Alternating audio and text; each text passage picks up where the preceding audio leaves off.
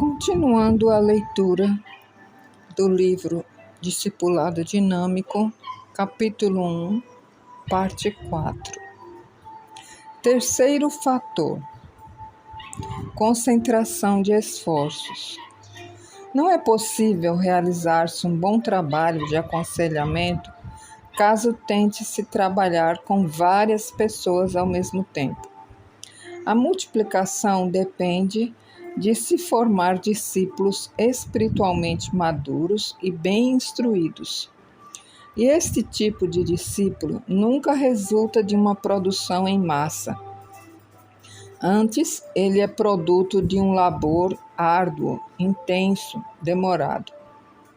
Para se conseguir uma verdadeira produtividade, é preciso trabalhar com poucas pessoas de cada vez. Em 2 Timóteo 2, verso 2, vimos claramente o tipo de pessoa em quem devemos nos concentrar. Fidelidade é o critério para a escolha daqueles em quem concentraremos nossos esforços no processo de multiplicação. É importante que trabalhemos com indivíduos fiéis, merecedores de toda nossa confiança, que depois poderão reproduzir-se nesse ministério.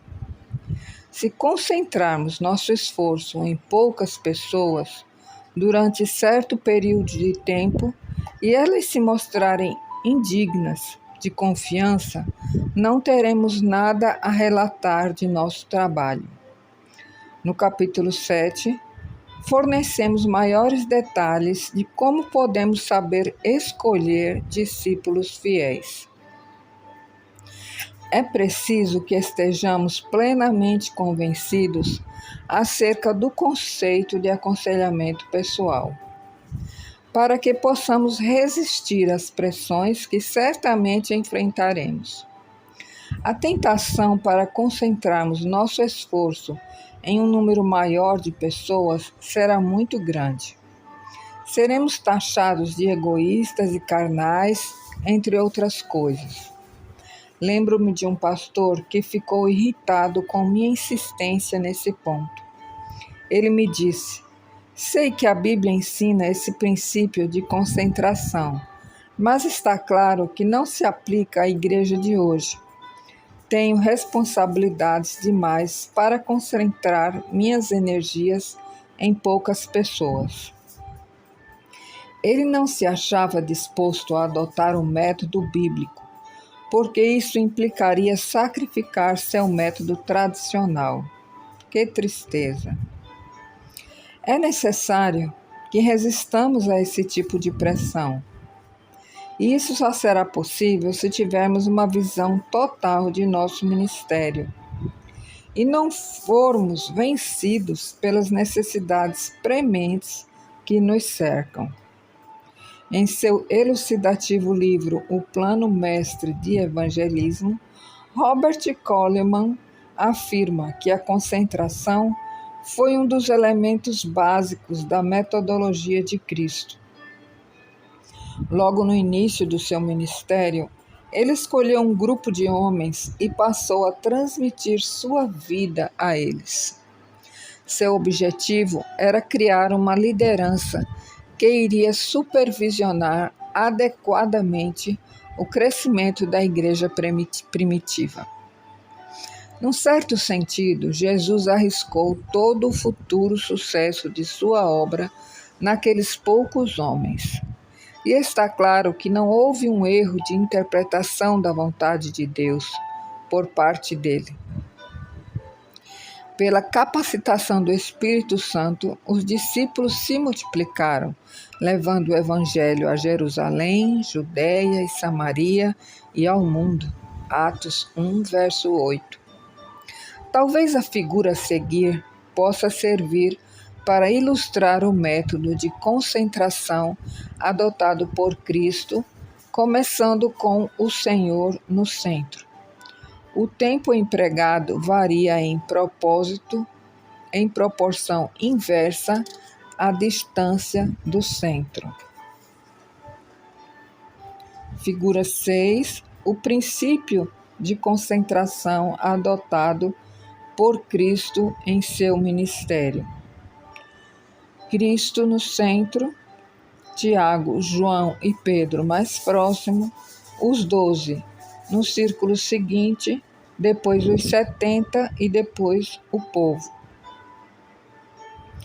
Em sua obra New Testament Follow-up, Integração segundo o Novo Testamento, Waylon Moore faz um estudo dos vários princípios que regem o processo de multiplicação. Um dos mais importantes é justamente o da concentração de esforços. Ele afirma o seguinte: a decisão de se ter um ministério intenso e não extenso pode mudar toda a nossa vida. A qualidade gera quantidade. É preciso uma pessoa de visão para preparar um homem que irá falar às massas. Não existe nada que substitua o discipulado pessoal, e este só ocorre quando concentramos nossas energias num só ponto. Quarto fator: duração.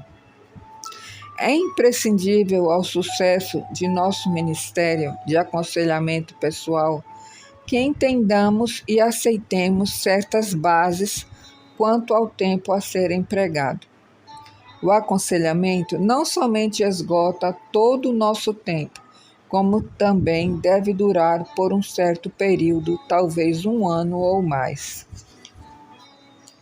É importante compreender isso, não apenas porque é preciso que dediquemos todo esse tempo ao trabalho, mas também porque demora algum tempo para que nossos observadores vejam os resultados dessa obra. Se alguém estiver incerto quanto à validade de se empregar tanto tempo no trabalho de multiplicação, não terá argumentos para defender-se. Quando o criticarem por gastar tanto tempo com tão poucas pessoas, a validade desse processo fica clara quando examinamos o índice de crescimento no trabalho da multiplicação durante um período de 6 anos.